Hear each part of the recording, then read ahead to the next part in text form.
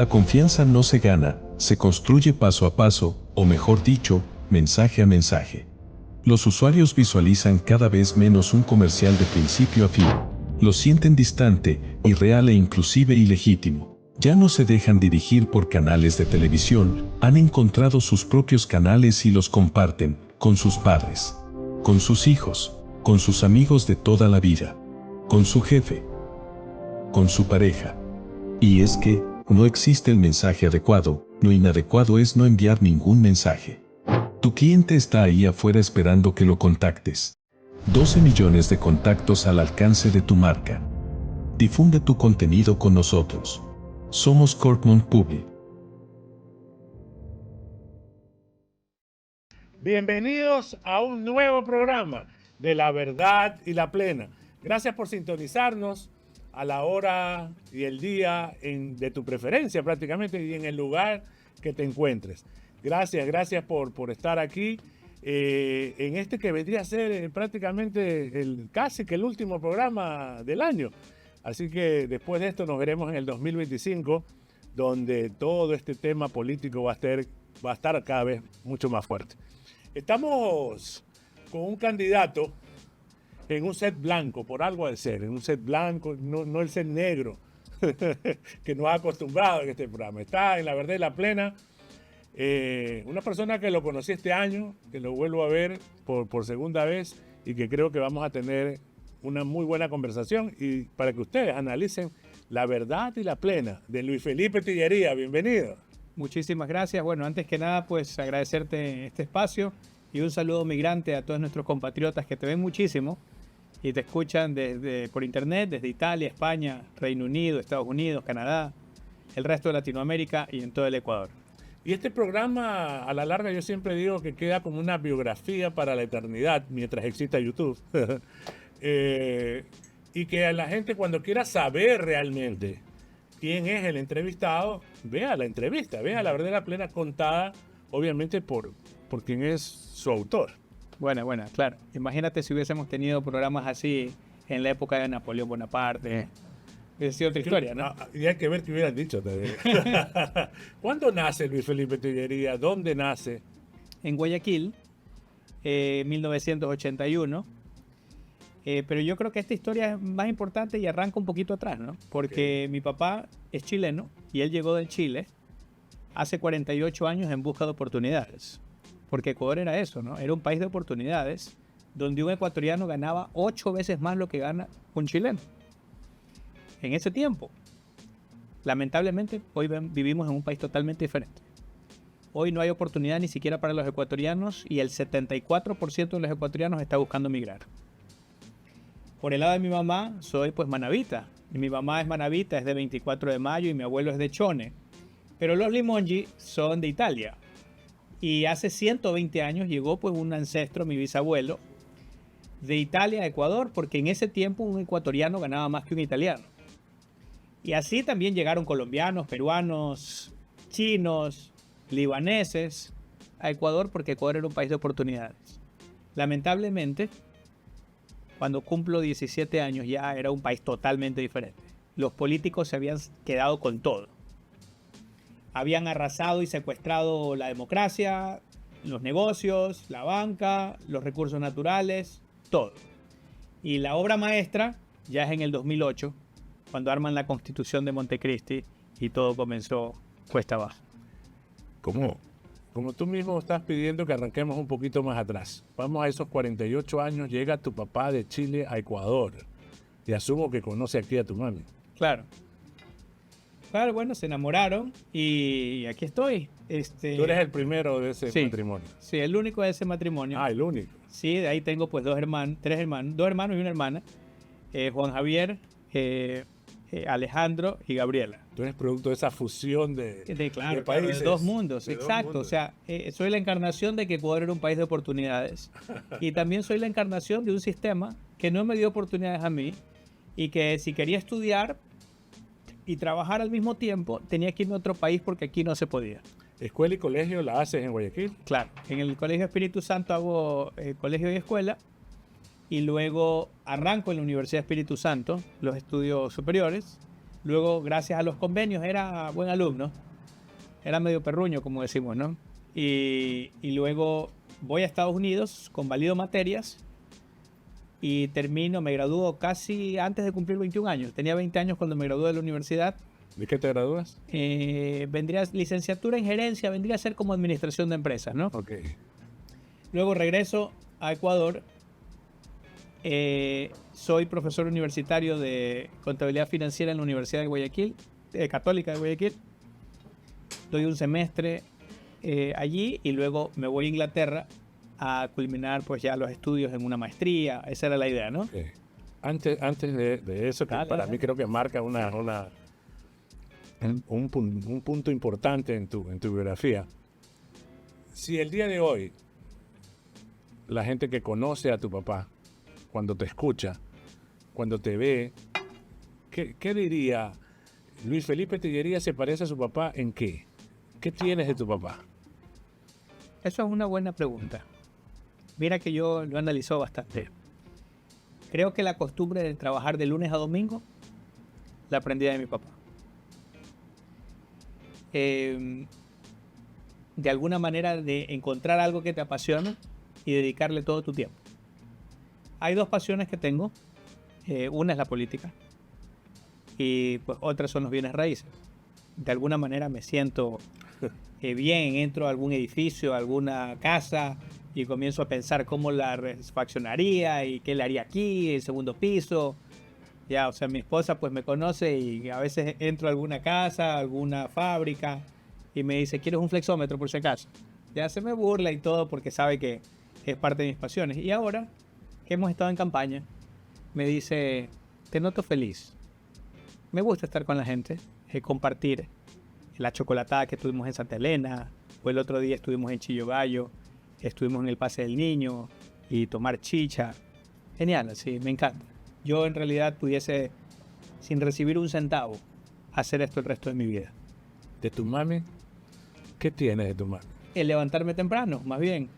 El de alguna manera trabajar desde normalmente 6, 7 de la mañana hasta altas horas de la noche.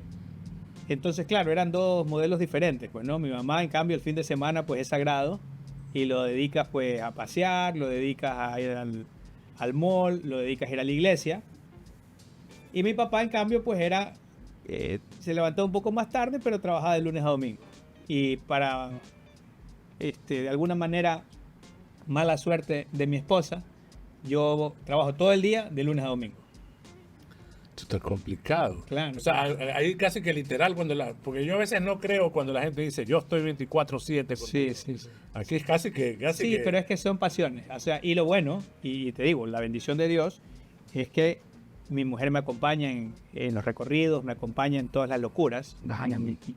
Porque a veces suena como una locura pensar que Ecuador puede ser el país más rico de Latinoamérica.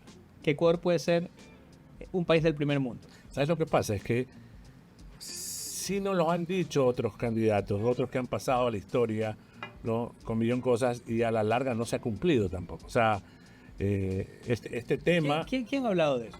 ¿Quién ha dicho que Ecuador puede ser un país del primer mundo? Es que si los empiezo a nombrar van a seguir ciertas sostenibilidades, pero desde que retornamos a la democracia, ojo, desde que retornamos a la democracia hemos venido viviendo ese tema, ¿no?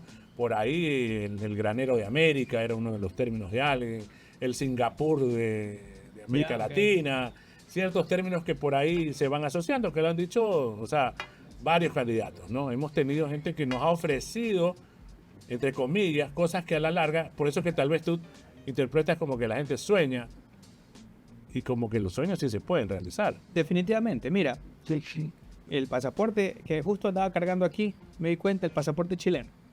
Hace 48 años, este pasaporte prácticamente le temían como a los venezolanos, pues, producto de que vino un gobierno socialista, un chileno ganaba $3 al mes. Esto a un ecuatoriano le parece algo fatal. Un venezolano ahorita gana $3 al mes. Y ojo que los ecuatorianos, yo soy de la época, te estoy hablando finales de los 60, principios de los 70, cuando ahí sí ya era un niño, pero la gente migraba a Venezuela. Correcto. Venezuela llegó a ser el cuarto país más rico del mundo. Y mira ahora, ¿no? Y mira ahora. Entonces, yo creo que no hay donde perderse, ¿no? Tú dividieron una línea de aquí para arriba Corea del Norte, de acá para abajo Corea del Sur, uno comunista, el otro capitalista. Yo creo que no hay donde perderse, los resultados están en la mesa. En Alemania, de aquí para allá, democrática, de aquí para acá comunista. Y los resultados pues quedaron en la mesa. Por algo tuvieron que construir un muro, derribaron el muro. La gente se dio cuenta de a dónde huían las personas, ¿no? Pero hoy por hoy, a pesar de que hace 48 años Chile y Haití se disputaban el último lugar de quién era el más pobre de Latinoamérica. Haití sigue ahí. Sigue ahí. Y Chile es el más rico de Latinoamérica. Por ahí quizás algunos años se pelea con Uruguay para ver quién es el más rico de Latinoamérica en términos per cápita. Es decir, en una generación sí se pueden cambiar los destinos de una nación. Es correcto. Sí. Es correcto. El problema es que siempre la pregunta es, mejor dicho, la duda es porque no lo vemos. Es como que si yo hago en este momento, y es porque lo he hecho, ¿no? Estamos trabajando en algunas provincias y definitivamente, oye, 8 de cada 10 ecuatorianos, su estado de ánimo está por los pisos. Sí, Su mira, autoestima- comparto el diagnóstico que el 74% de los ecuatorianos quieren emigrar. ¿Ya? Bueno, pues si ya llegamos a no ese lo punto- hace por la dificultad que representa. Correcto. No, o sea, Así día de- mañana así de te puede duro, llegar por ¿no? correo un pasaporte americano, 74% de la gente y se mientras va. menor le da, o sea, si tú tienes de 18 a 30 y tienes la oportunidad de una visa, chao. Correcto. Ahora, Duro. ¿qué es lo que nosotros decimos? En lugar de seguir destruyendo familias, en lugar de que el 74% de las familias se rompan, en lugar de que el 74% de madres se queden llorando como se quedó la mía hace 23 años en el aeropuerto, en lugar de ver que el 74% de los niños se agarran de las piernas de sus madres y le dicen desgarradoramente en el aeropuerto, mamá, no te vayas. Mejor, creo que deberíamos hacer las reformas que hizo el primer mundo antes de ser primer mundo. Hacer las reformas aquí, ahora en Ecuador, para que el primer mundo esté aquí, para que las oportunidades estén aquí. Y eso arranca con disminuir el poder de los políticos. Arranca con darle más libertad a la gente. Pero yo entiendo que los políticos de Ecuador no quieren darle libertad a la gente porque de lo contrario no podrían robar. Por eso tenemos que resetear este sistema. No buscar un buen administrador, hay que resetear el sistema. Esa decisión que tú tienes hace 23 años migraste. Sí. Primero, pregunta por qué Londres. Mira, te voy a decir una cosa que te vas a decir, este man si era bien perruño. Pero mira, estaba un día en la biblioteca en Estados Unidos, acuérdate que ahí estudié en la universidad. Correcto. Entonces, bueno, ya estaba terminando y comienzo a ver y digo, ¿dónde estudian los que escriben los libros que yo estoy leyendo? Porque Y ahí comienzo a ver que estudiaban en Inglaterra. Los autores de los libros que yo leía en ese momento, de economía, etcétera, etcétera, estudiaban en Inglaterra, pues no. En Reino Unido, pues ahí estaba Locke, estaba Adam Smith, en fin, ¿no? Y dije, bueno, algún día iré a Londres. No sabía que iba a ser tan rápido, pues regreso a Ecuador efímeramente y luego ya parto a Londres. Inicialmente iba a hacer algo de plata en Londres para luego meterme a la maestría. Yo quería hacer la maestría en Birmingham, que más o menos queda a 2 horas de Londres, pero tuve la oportunidad de entrar a una universidad y me seleccionaron en London South Bank University y me quedé haciendo la maestría allí en finanzas y banca. Y desde ese entonces decía, el próximo año me vengo a vivir a Ecuador. desde ese entonces. Desde ese entonces, todos los años, decía, bueno, está bien, el próximo año. La única vez que he dicho en 3 años fue cuando me eligieron concejal de la ciudad de Londres. Ahí dije, bueno, ya me toca, pues el mandato son 3 años, me quedo 3 años y de ahí me voy a Ecuador. Y hoy por hoy, en este programa de fin de año, digo, pues el próximo año me vengo a vivir a Ecuador. Ganaremos las elecciones con la voluntad popular y aquí estaremos para enrumbar Ecuador al primer mundo. Fuiste parte de ese movimiento migratorio que también se dio entre el 99 hasta el 2001. También hubo razones por ahí. Sí, para sí, claro. buscar A ver, la idea siempre. el famoso feriado bancario. Claro, mira, eso es algo interesante de cómo lo posicionaron, que de alguna manera es el feriado bancario. Pero el feriado bancario duró 5 días. O sea, eso no te aniquila un país. aquí el problema fue el congelamiento bancario, que congelaron la plata un año. Y el otro problema era que teníamos sucres. Es decir, nosotros no teníamos la propiedad privada de nuestro dinero. Eran los políticos los que definían cuánto valían los sucres que tenías en tu bolsillo. Entonces, antes del congelamiento, un dólar valía 6.000 sucres y luego un dólar valía 25.000 sucres. Entonces tú tenías la plata en sucres en el banco.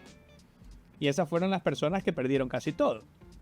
Ahora, ¿qué hubiese pasado si tuviesen congelado la plata teniendo dólares y te entregaban los mismos dólares? O sea, no había gran problema allí.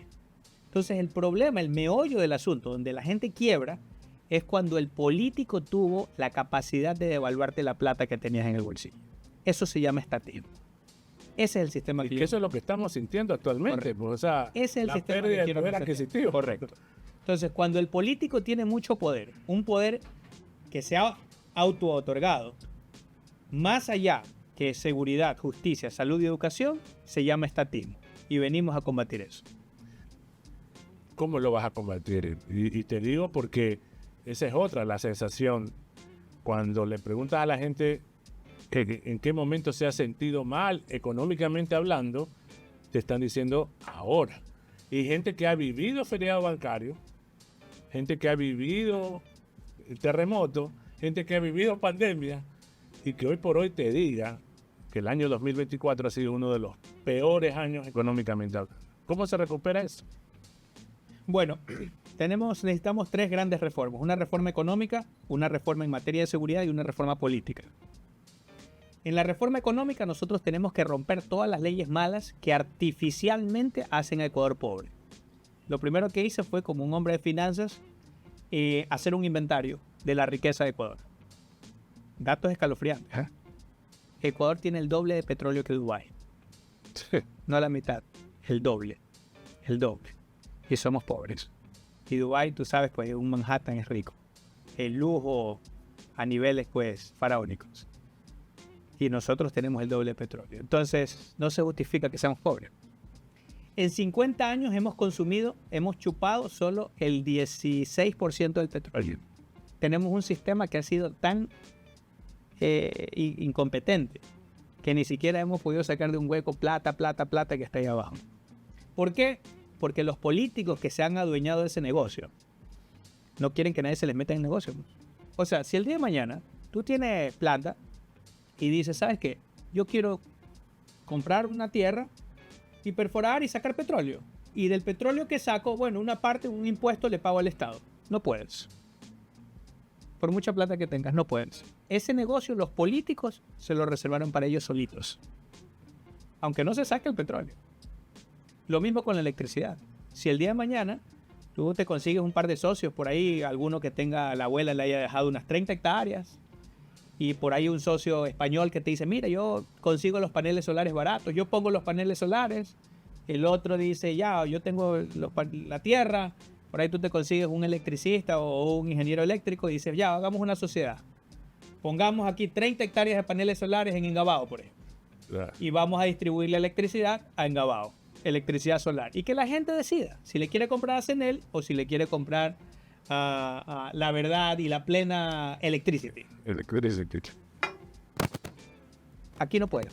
Los políticos dicen, no, pues hermano, esa vaina es para nosotros solitos. Tú no puedes. Y si no abastecemos, que la gente tenga 14 horas de apagones. Así de perverso eso. Pero ¿cómo cambias eso? Constitución. Constitución. Correcto. Tenemos que cambiar la Constitución. Porque has nombrado dos cosas. Wow, yo creo que la gente que nos está viendo y sintonizando y que como en mi caso, tú no lo escuchas porque no les conviene que escuchemos esto. Claro.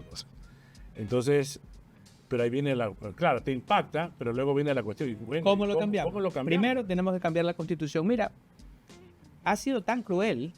Tú sabes que allá en Sinaloa cuelgan de la parte más alta de un puente, cuelgan el cuerpo de las víctimas, ¿no? Del crimen organizado. Algo así le hicieron al pueblo ecuatoriano. Hicieron la Constitución en Montecristi, el Monte de Cristo. Allí crucificaron al pueblo. Esa Constitución de Montecristi ha sido peor que la Carta de la Esclavitud. O sea, allí los políticos ya se adueñaron de la democracia. Por ejemplo, mira, yo quedé concejal de la ciudad de Londres, una de las ciudades más importantes del mundo, sin necesidad de un partido político. O sea, yo pude candidatizarme como independiente y los londinenses pudieron elegir entre algún partido político, varios partidos políticos o alguien, un flaco por ahí de independiente. Eligieron a este independiente. Pero aquí el pueblo ecuatoriano no tiene la capacidad de elegir. Los políticos dijeron, no, pues hermano, en este negocio no. Tienes que elegir entre uno de nosotros nomás. Esto no es para todo el mundo, es solo para nosotros. Si tú no estás en un partido político, no puedes ser participar. candidato. Así de sencillo. Y de alguna manera ya lo consideramos normal. Y algunas personas incluso defienden ese sistema. Bueno, tú sabes que esto es algo clínico, yo lo llamo síndrome de Estocolmo. Cuando piensas que el secuestrador te está protegiendo. Tenemos que resetear el sistema. Entonces tu propuesta es cambiar la Constitución. Cambiar la Constitución. Eso es lo primero que haremos. Dios mediante, pues nos sentaremos en Carondelet. El segundo decreto. El primero, pues, acepto la presidencia. Y el segundo, convocatoria a consulta popular para tener una constituyente que limite el poder de los políticos. Por ejemplo, en esa constituyente no van a poder ir nadie que haya participado en un partido político en los últimos 5 o 10 años. Alguna parte técnica tendríamos que verla. O alguien que haya sido elegido en los últimos 5 años. Es decir, será la primera vez que los ciudadanos arman una constitución. Ya no ni los militares de la independencia, ni los políticos, sino que el pueblo, we the people, armamos una constitución para limitarle el poder a los políticos. Y también el sueldo, lo vamos a bajar. Mi sueldo como concejal en funciones del municipio más rico del mundo es de medio salario mínimo vital. Cuando vino mi esposa por primera vez acá a Ecuador, tocó el vidrio del carro y ella se puso a llorar. No entendía en realidad cómo así, en un país pobre, los políticos han sido tan perversos de ponerse hasta 13 veces un salario mínimo de sueldo. No, pues, si hay en un país rico ganamos medio salario mínimo, aquí tendríamos que predicar con el ejemplo. Eso también vamos a cambiar. Pero a la larga es un trabajo bien complicado. ¿Cómo puedes estructurar? ¿Es una decisión netamente presidencial? No, se puede gobernar. Es parte de nuestra reforma política, por ejemplo. Va a ser esta la espada con la que vamos a derrotar a la dueñocracia. La democracia 3D. Es una espada digital. Es la espada digital. ¿Ya? Es la democracia 3D. Okay. Democracia directa digital. Con esto, por ejemplo, le vamos a preguntar a la gente, ¿no? Pueblo ecuatoriano, ¿quieres que le disminuyamos el sueldo a los asambleístas a un máximo de 3 salarios mínimos vitales? Que la gente elija. Si tenemos 6 millones de votos y ganamos esa consulta digital, avalada por el CNE, etcétera, etcétera, bueno, pues le damos 30 días a la asamblea y le decimos, señores asambleístas, bueno, pues aquí el pueblo ha mandado, por favor, sírvanse en 30 días codificar todo esto de aquí y ponerlo en el Código de la Democracia, por ejemplo. Y bueno, pues si esa es otra cosa que te han de decir, Luis Felipe, eso es un sueño, una cuestión. Cuando son cosas que tecnológicamente ya se pueden hacer. No, definitivo, y también jurídicamente. Y que le da oportunidad a todos los ecuatorianos. Correcto. Que estén en este país y afuera. De poder es que hay más teléfonos que gente en Ecuador. Y los migrantes, pues que quizás viven en Portugal, por ejemplo, que no tienen un consulado cerca, pues, o que viven muy probablemente en Rumanía, en fin, también van a poder votar digitalmente, ¿no? Los amigos con alguna discapacidad podrán votar más fácilmente. Aquí ha sido una lucha el tema del voto electrónico, lamentablemente y justamente por todo este sistema de corrupción que existe, ¿no? Pero fabulosa la idea de que, porque la gente te dice eso, el joven más que nada te dice eso. Claro. ¿No? Sin gastar 70 millones pues, en una consulta. Ahora, ¿qué pasaría si es que la asamblea dice, no, bueno, pero entrégame un hospital y comienzan a chantajearme, ¿no? Como es la dueñocracia. Bacán. Día 31. Pueblo ecuatoriano. Hace 31 días tú les dijiste que querías bajar el sueldo a 3 salarios mínimos vitales. No te han hecho caso. En mi empresa en Londres, el que no trabaja no cobra. ¿Quieres que le suspenda el sueldo? Y que la gente elija.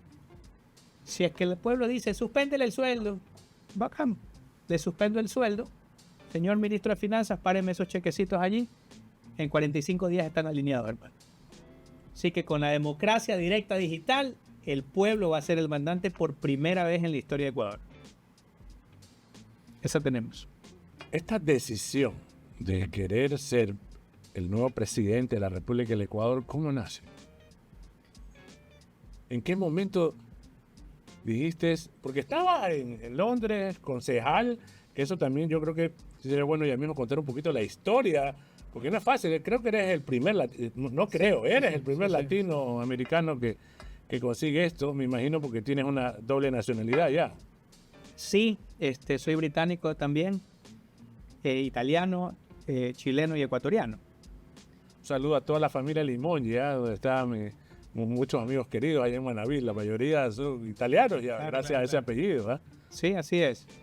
Y bueno, y lo primero que hacen todos los primos cuando tienen el pasaporte italiano, los Limongi, todos mis primos, en lugar de irse a Italia o cualquier nota, se van a Estados Unidos. Pues, ¿no? Sí, que no se necesita visa. Los Limongi que están en Estados Unidos. Pero bueno, de alguna manera siempre me gustó la política. Desde que estaba en el colegio y era dirigente estudiantil. La política es una pasión. Sí. Y te agrada que ese tipo de... Sí, claro. Ahora, siempre supe que tenía que formarme. Por eso quizás al despedirme de mi madre en el aeropuerto, sabía que no iba para olvidar a mi patria. Iba a prepararme, a buscar más conocimiento. Y creo que también esa fue una de las razones por las cuales comencé a servir en el municipio de Londres, para de alguna manera formarme también en cómo era manejar presupuestos billonarios. Claro, por la ciudad de Londres pasan 3.8 trillones de dólares al día. Es decir, para financiar Ecuador por un año, haría falta tan solo un minuto del dinero que pasa por la ciudad de Londres. Afortunadamente, a pesar de que pues, al comienzo comenzamos, fue una sorpresa que hayamos ganado, ¿no? Para muchos concejales. Especialmente nosotros desbancamos al que era el tercero en el orden de ascensión al trono de alcalde, ¿no? Entonces fue un shock esa noche cuando ganamos 2 curules, pues mi compañera de fórmula y mi persona ganamos 2 curules y sacamos a 2 personas muy importantes. Pero luego, después de que ya se pasó el coraje de que, oye, este tipo sacó a uno de nuestros amigos, mis compañeros concejales me eligieron como comisionado de finanzas. Entonces, en la comisión de finanzas manejamos los presupuestos de la ciudad, etcétera, etcétera. Y creo que he aprendido a tener buenos sistemas de control. Porque tú no escuchas un concejal de Londres se llevó la plata, no se escuchan casos de corrupción, o que el man se fue a vivir a Miami, o que está en un ático prófugo, no se escuchan esas cosas. La gente no vota por delincuentes. Y creo que tenemos que tener esos mismos sistemas de control aquí. Fíjate que incluso en la democracia 3D, una de las cosas que a veces me dice la gente, oye, ¿cómo vamos a saber que no se puede hackear? Porque todos los sistemas son hackeables. A todas las personas que han dicho eso, les he pasado mi número de cuenta, de allá de Londres. Tengo una cuenta así solamente para esa apuesta. He puesto ahí 100 libras esterlinas. El que logra hackearme y robárseme esas 100 libras, se las regalo. Y lo hacemos público y digo, la plena que me ganaste. Pero, si no lo logran, significa que sí hay sistemas inhackeables. Hay sistemas, por ejemplo, el sistema financiero puede tener sistemas de control para transferir millones de dólares y no se pierde la plata.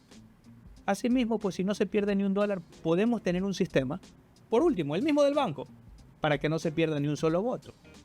Hace falta voluntad política, porque si los bancos logran controlar que no se les pierdan miles de millones de dólares, también podemos hacer que el Estado ecuatoriano sea mucho más eficiente, se tengan sistemas de control para que los políticos no se roben la plata. Sin embargo, esos sistemas de control los tenemos que hacer los ciudadanos.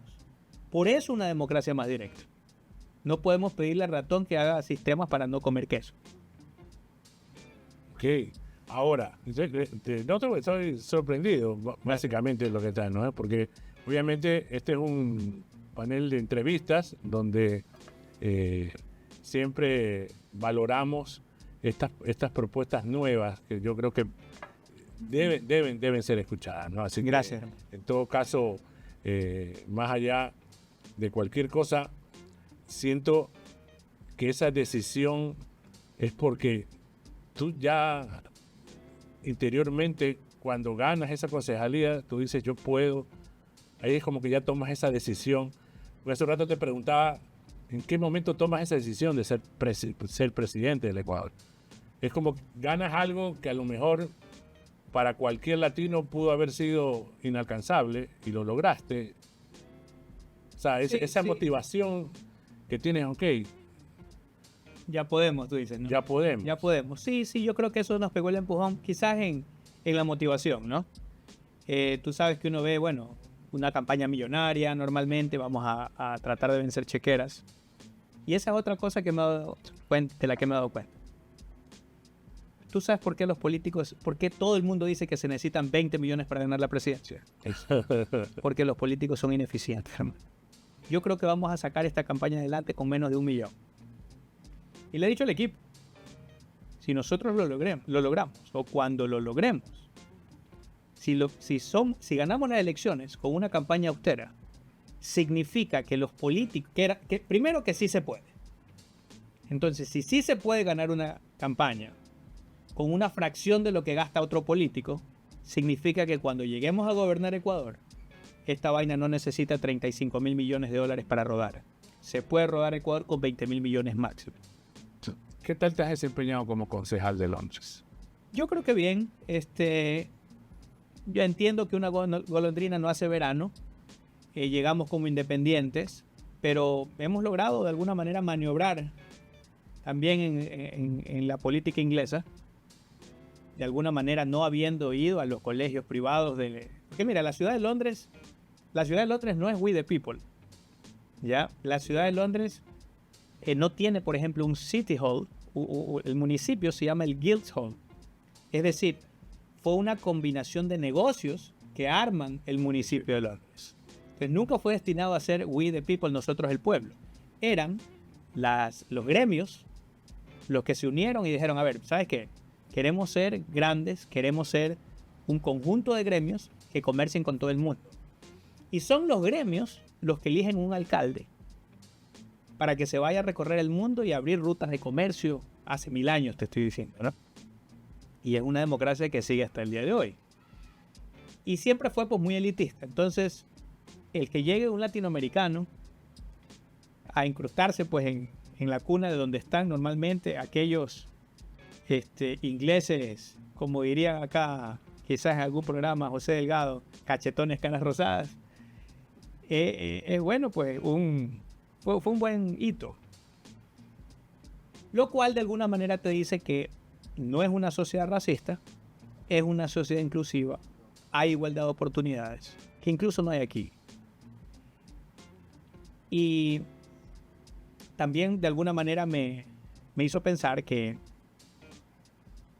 en el momento en que tú tienes una visión en conjunto, que sea una comunidad, sea un pueblo, sea un grupo de negocios, puedes llegar a ser el número 1 del mundo. Por eso es que yo creo que Ecuador puede ser el país más rico de Latinoamérica. El principal sentimiento que está en los ecuatorianos, porque la gente, recuerdo esto porque algunos políticos me decían, la influencia de los apagones. En la práctica, como sentimiento general, ocupa un segundo o tercer lugar esa preocupación. Y cada vez se va disipando, y como vivimos tan rápido, de aquí a 15 días, si le resulta el número al señor presidente, en el sentido de que no vaya a haber apagones no programados, es como que la gente tiende a olvidar. Pero hay un sentimiento muy fuerte que no se lo ha podido erradicar y que con los últimos acontecimientos vuelve a ser más fuerte. El miedo. El ecuatoriano, más allá de que se siente con coraje, la chirez lo tiene complicado, hay un gran sentimiento de miedo que se lo logra obviamente a través de ciertos estudios, pero ¿cómo combatir eso? Porque va muy ligado a que la gente se siente insegura cuando sale a la calle. Cuando está aquí en sitios cerrados, con sus amigos, toda la vida, no pasa nada, cuando está en su casa, pero... Y también hay porcentajes más o menos de ese nivel, ¿no? Sí, a ver, definitivamente que los entiendo. Hay que tener miedo porque los índices de violencia han aumentado. Es decir, desde que le subieron el IVA a la gente porque tenía miedo, los niveles de violencia han aumentado. Entonces yo creo que habría que tenerle miedo a tener miedo, porque si no te van a aumentar 3 puntos más del IVA y van a seguir aumentando las muertes violentas. La gente acepta cosas por miedo, Claro. pero si no ve una solución, empieza a cuestionarse ese tema. Espero que ya se lo estén cuestionando. De que sepan que ese 3% no sirvió de aumento del IVA, no ha servido para bajar los índices de violencia. Que de alguna manera, una vez más, el sistema estatista le metió la mano al bolsillo a la gente honesta y no ha hecho nada en contra de los delincuentes, de los extorsionadores, de los vacunadores. Nosotros, por ejemplo, tenemos un plan en materia de seguridad al que le denominamos el plan de artillería contra la delincuencia. Queremos darle una guerra frontal al crimen organizado. Si alguien tiene que morir en esta guerra, que sean los de ese lado, que sean los extorsionadores, los vacunadores, los GDOs, y que ya no sean pues los niños inocentes víctimas de una bala perdida, que no sea un ciudadano decente que se levantaba temprano a trabajar para abrir su negocio y que no quería pagarle parte del fruto de su trabajo a un vacunador. Y para eso nosotros tenemos 5 pilares. El primero, nosotros queremos que las Fuerzas Armadas controlen mucho mejor el territorio. No como algo excepcional, no como un estado de excepción. Nosotros queremos cambiar el rol de las Fuerzas Armadas en esta nueva constitución. Fíjate, los ecuatorianos que viven en Italia quizás me entienden mejor esta parte. Claro, no ha habido mafia más mafia que la mafia italiana. Entonces tenemos que aplicar medidas como las que aplicaron ellos. Por ejemplo, para maximizar y optimizar los recursos, crearon una gendarmería, a los carabinieri. Entonces, como mandato constitucional ya, tú tienes que la función de las Fuerzas Armadas es una función dual.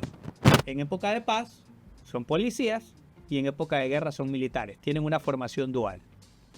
Mira, Ecuador tiene unas Fuerzas Armadas 7 veces más grandes que las de Suiza. No el doble. 7 veces más grandes. Y Suiza es un país rico. Es decir, no se justifica, si no hemos tenido una guerra en 30 años, que sigamos simplemente teniendo una función única para la Fuerza Armada. Queremos controlar el territorio mucho más profundamente.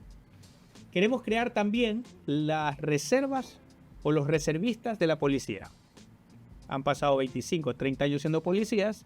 El rato que te jubilas, bueno, sigue un reentrenamiento una vez cada 2 años. Cosa que si hay altos índices de violencia como ahora, tendríamos 4 fuerzas que podemos desplegar en el territorio. Policías, reservistas de policías, militares, reservistas de militares. Entonces así, en las zonas calientes, en las zonas peligrosas, pudiésemos controlar perfectamente el territorio para hacer un lado del crimen organizado en el control barrial. Ya no habrían vacunas, por ejemplo, ahí. Pero como punto número 2, si ya controlamos el territorio, no queremos que ellos sigan mandando desde las cárceles, son centros de mando.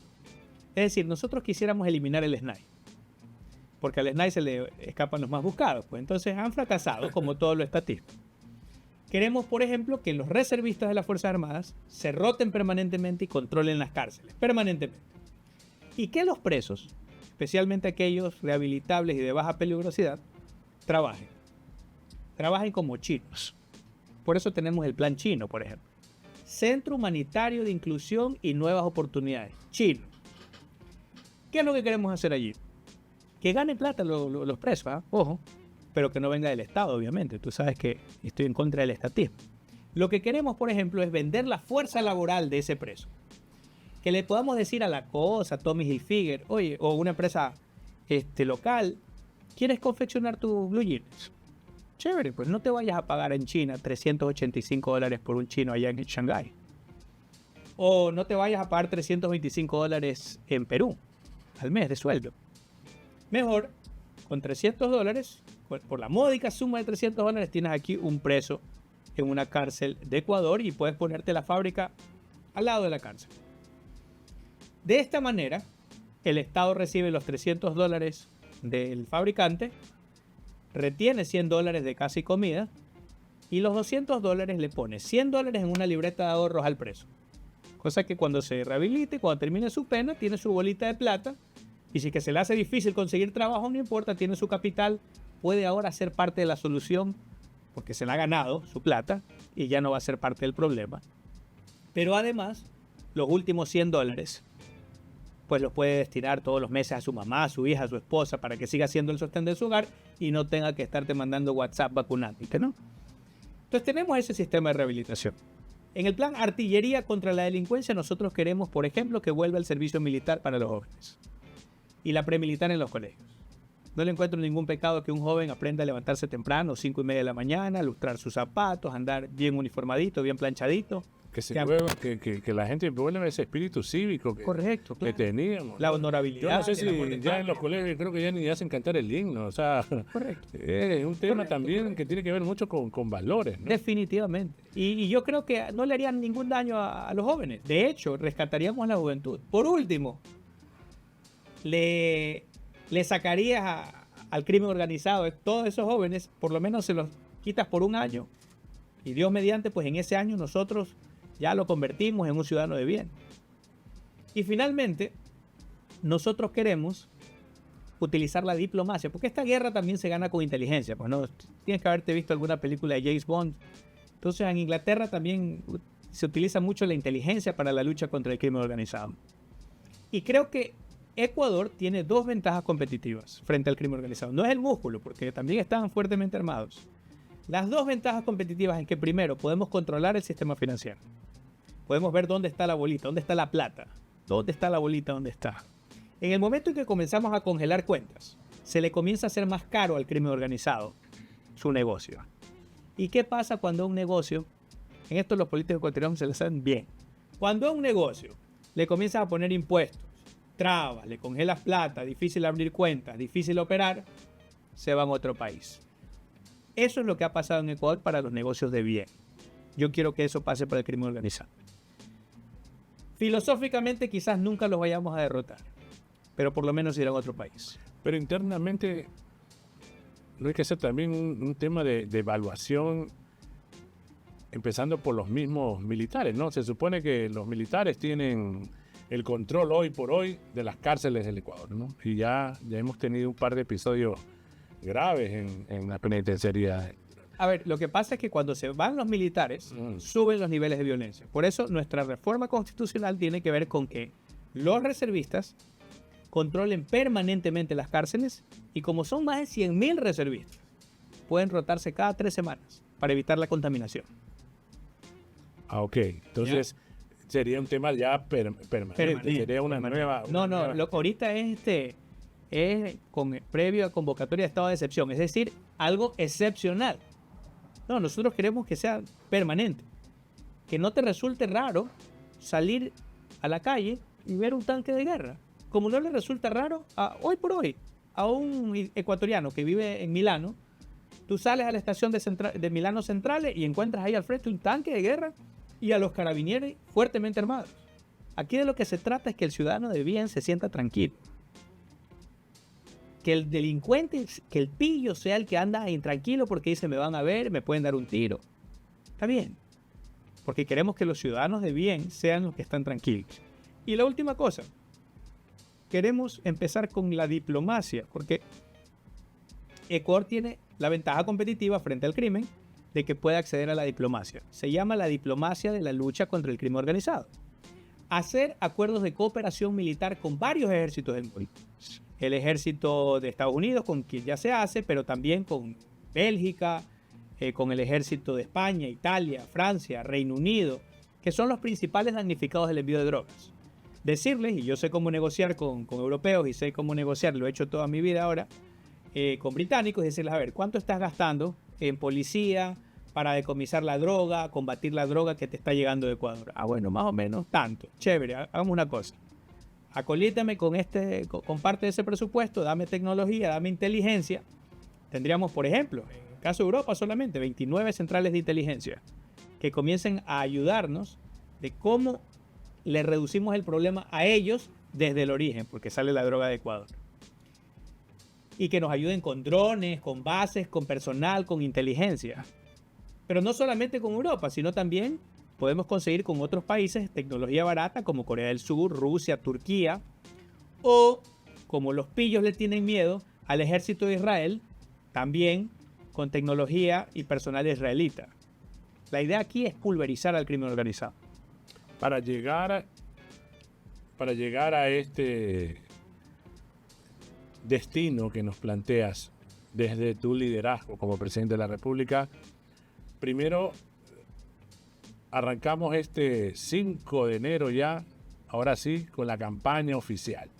Siento que ha habido muchos personajes, muchos de los candidatos que están esperando, y siento como que va a haber una bulla, un inmenso ruido a partir del 5 de enero, que va a ser como que más complicado poder escuchar este tipo de propuestas que tú tienes.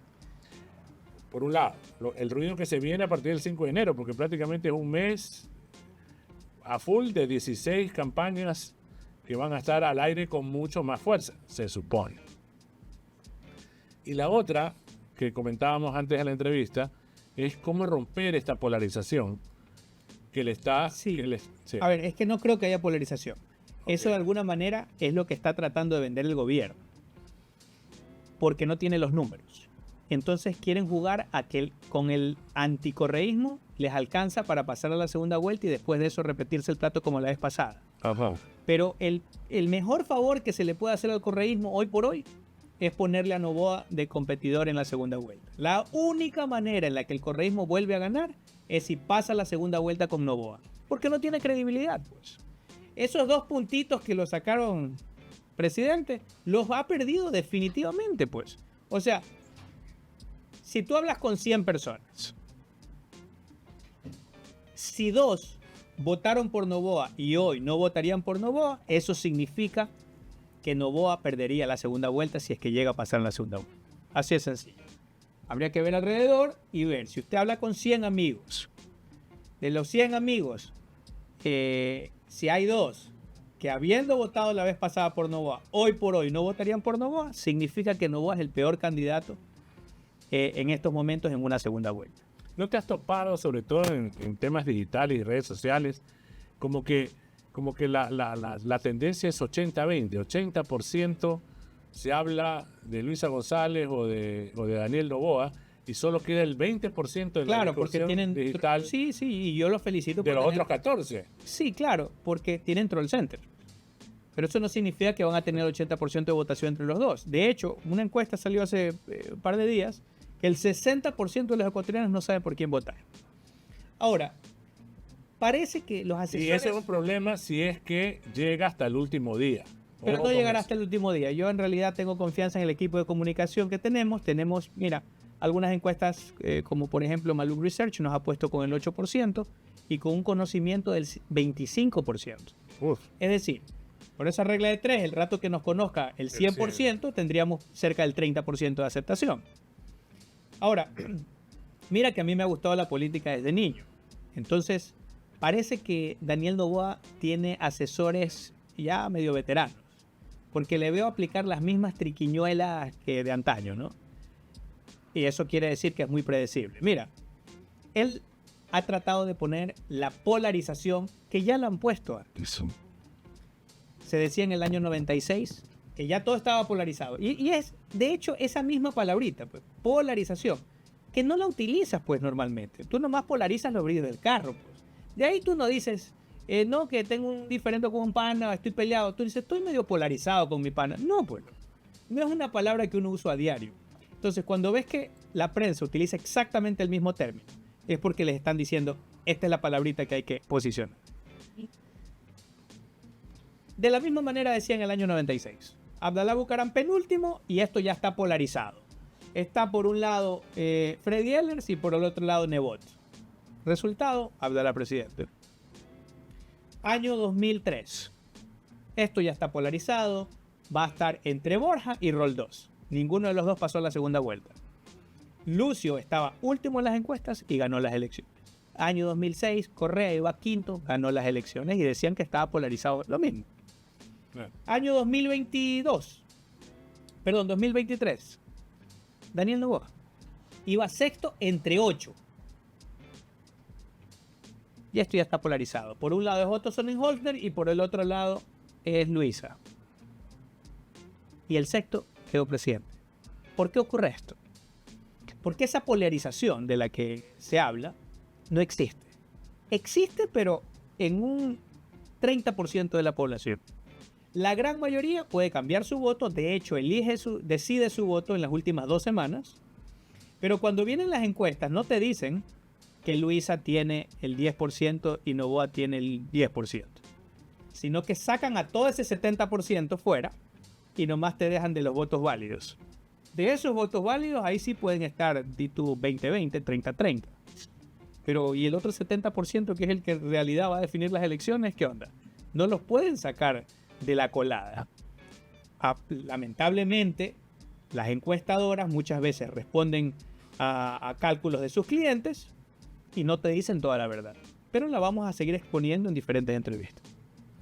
Oye, éxitos a partir de este 5 de enero, Muchas gracias. que arranca ya la campaña oficial. Vamos a que este programa, de una otra manera, yo creo que es una obligación, ¿no? De verlo, más que nada para aquel que hoy por hoy, claro, si seguía por las redes sociales, pensaría que solo existen 2 candidatos, y no es así. Y creo que es una interesante opción. Pero mire, ya me he dado cuenta, hemos hecho un barrido en redes sociales. Recuerda, pues, mi última maestría es en marketing político. Y hace 2 meses yo veía que en todos los TikTok Lives, etcétera, etcétera, estaban 2 fotos. Luisa y Noboa. Y ahora me estoy dando cuenta que ya salen 3 fotos. Ya estamos nosotros por allí, estamos en el debate. Aunque sea para decir que no voten por nosotros, pero estamos allí.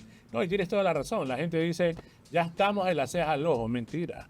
Falta bastante. Es impresionante. No ha empezado. El partido no ha empezado. Oficialmente no ha empezado. Correcto. Pero falta bastante por la velocidad con que vivimos ahora. Correcto. ¿No? Entonces, es impresionante. Todos los días nos cambia la película y pensamos que llevamos una semana y recién pasó un día. Así que éxitos porque todavía hay muchas ese gracias, tiempo. muchas gracias. Mira, no, quisiera topar muy rapidito Ujú. en nuestro plan de la gran devolución. Ok. Mira, parte de nuestro programa económico es devolver las empresas públicas a la gente. Recuerda que nosotros somos una candidatura ciudadana y los políticos fracasaron. Entonces, nosotros no vamos a hacer, no completaríamos nuestro trabajo si no le reducimos el poder a los políticos. ¿Qué es lo que queremos nosotros? Tomemos el caso más polémico de una vez, Petroecuador. Nosotros queremos devolverle Petroecuador a la gente. Si tomamos Petroecuador, lo dividimos en 3 partes. La una parte la dividimos en 18 millones de acciones y le damos una acción a cada ciudadano. Seas tú, sea pues un niño, sea un viejo, sea una señora, un médico, un mendigo, Nacido todos. ecuatoriano. Nacido ecuatoriano o nacionalizado Tu ecuatoriano. acción de Petroecuador. Vas al banco y le dices, señorita, yo vengo a retirar mis acciones de Petroecuador. Te dan tu acción de Petroecuador, lo coges, lo guardas en el segundo cajón y te quedas recibiendo tus dividendos todos los años. Directamente, sin que pase por las manos de un ¿Ya político. has hecho un cálculo? Claro. Ok. Claro, vamos a hablar de eso. Entonces, los dividendos más o menos serían cerca de $80, dependiendo del precio del barril del petróleo, 70, 80, 90 dólares al año. Ponle 80 de promedio, ¿no?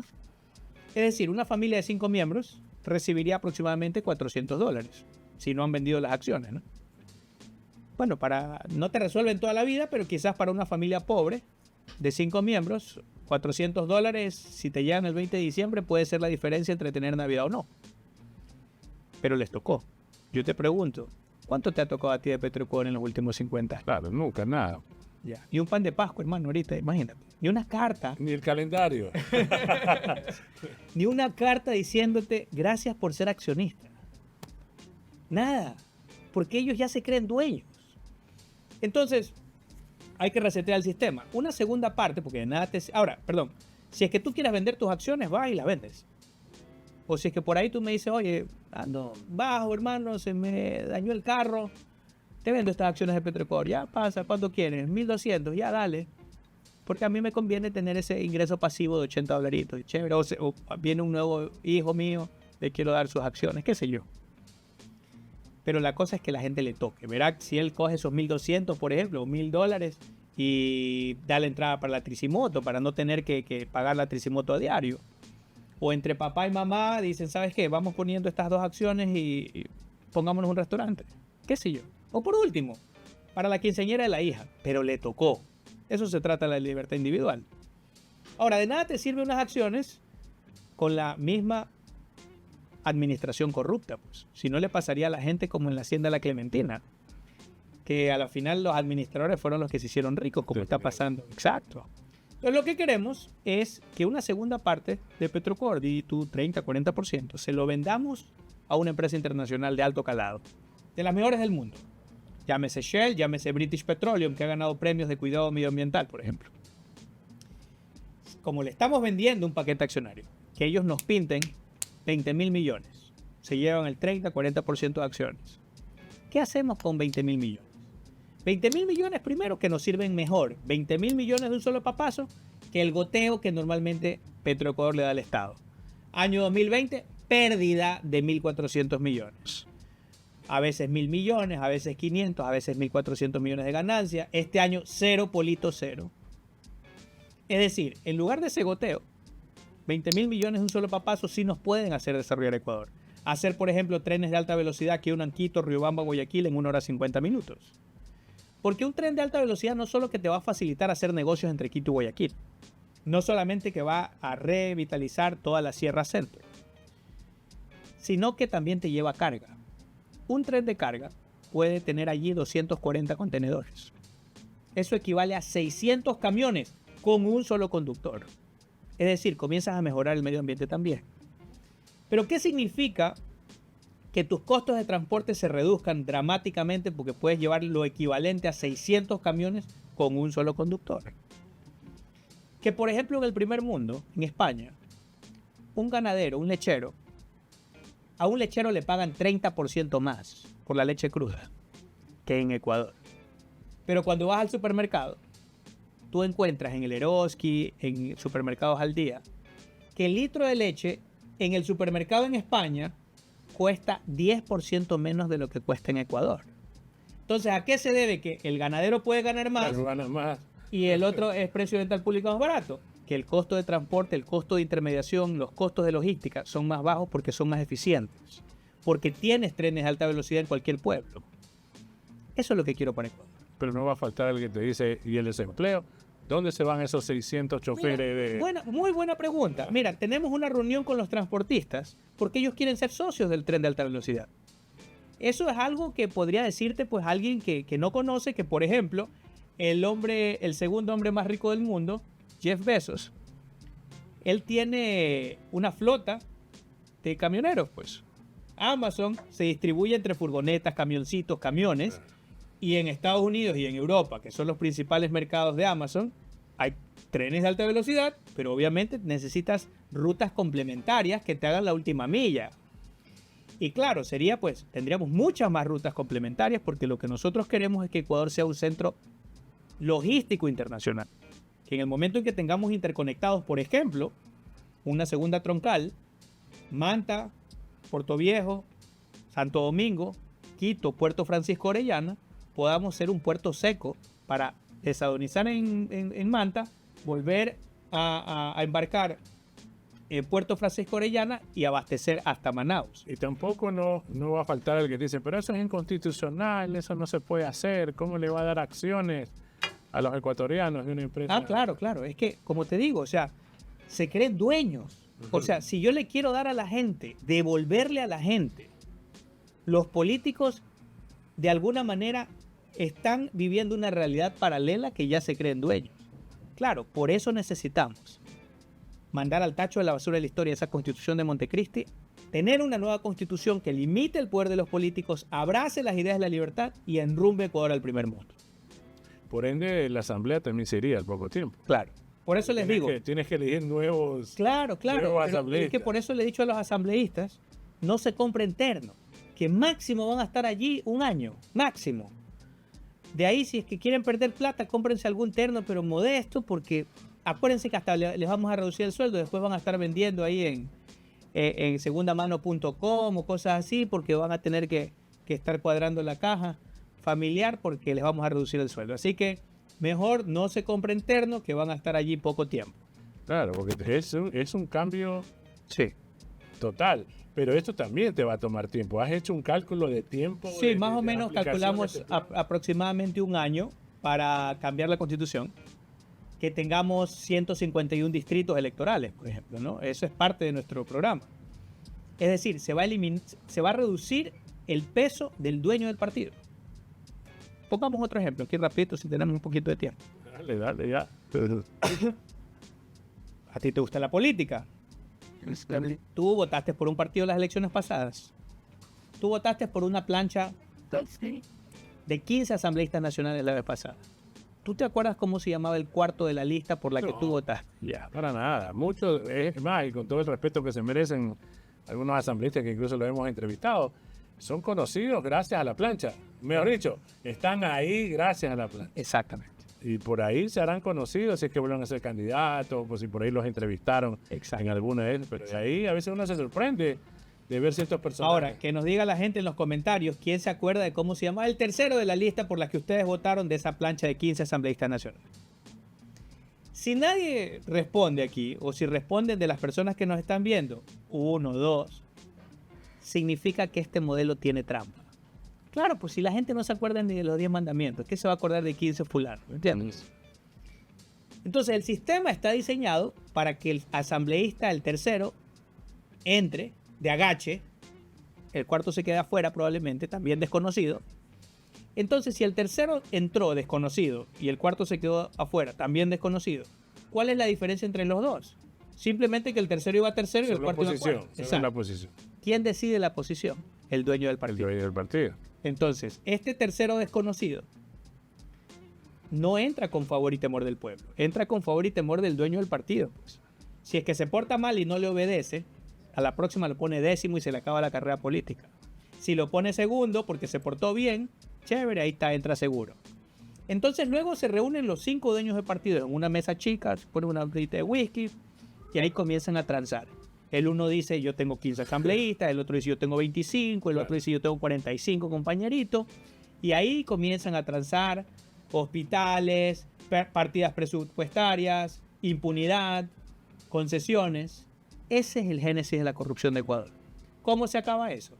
Con 151 distritos. 151. Correcto. O sea, no 152 ni 149. ¿Por No, es qué que son, porque 151? actualmente son 151 asambleístas. Ah, ya, o sea, para que cada uno represente un asambleísta. Un asambleísta. Entonces, ¿qué pasa? Que dividimos el país en 151 distritos. Cada mini distrito elige un asambleísta.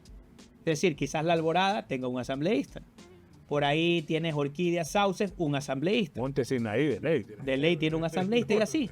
¿Ya? Por ahí Unión de Bananeros en el Guasmo tendría un asambleísta, Fertizo un asambleísta y así. Uno. Okay. La pelea comienza a ser mano a mano.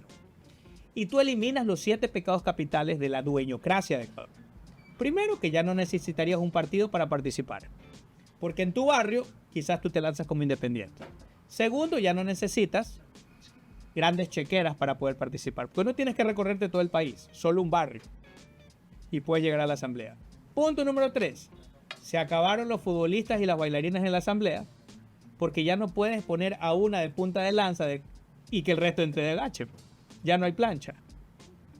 Cuarto, eliminado el poder del dueño del partido. Ya no necesitas partido para participar. Puedes lanzarte como independiente. Punto número 5. Eliminas el camisetazo. ¿Por qué? Porque si expulsan o desafilian a un miembro del partido, si ganó por un partido y después el tipo a las 2 semanas se vira, tú puedes hacer una elección para una elección en ese distrito solamente, en ese barrio.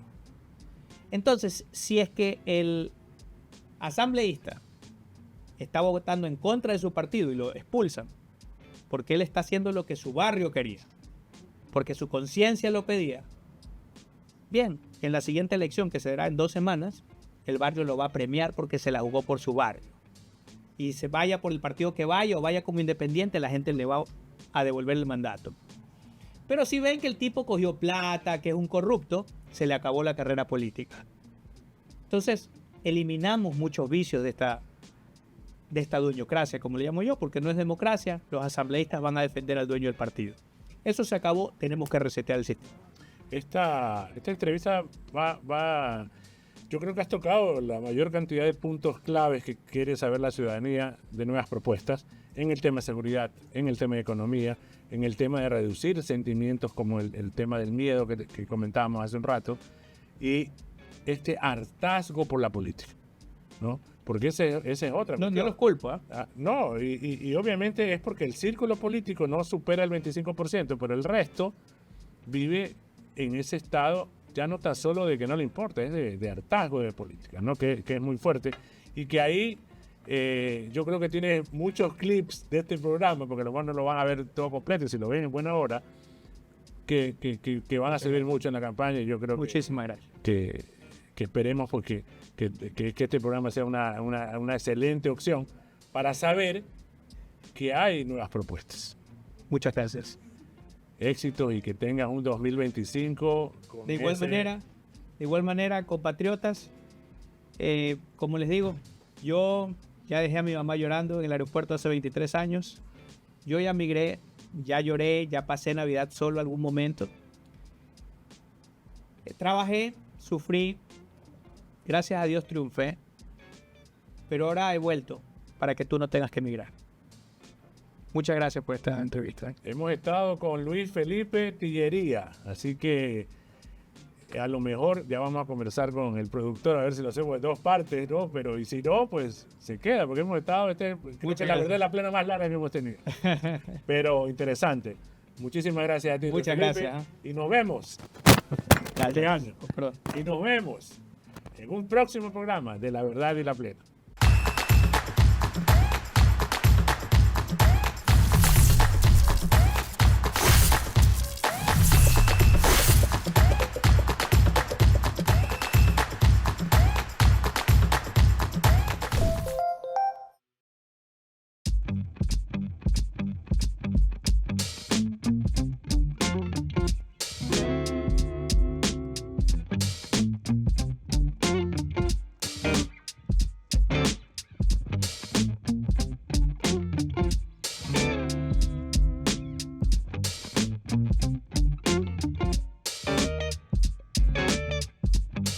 Somos Mercanales.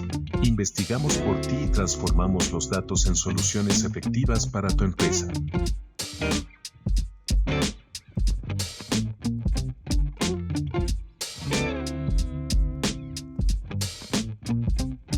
Más de 30 años de experiencia, se ha consolidado como una empresa líder, especializada en estudios de mercado y publicidad. Nuestro compromiso radica en la recopilación de información relevante y la realización del análisis detallada para proporcionar datos valiosos a una amplia gama de clientes, que incluye empresas, partidos políticos, candidatos, gobiernos autónomos, entre otros. Nos destacamos por nuestra capacidad para comprender a fondo la necesidad de nuestros clientes y transformar los datos recopilados en soluciones efectivas.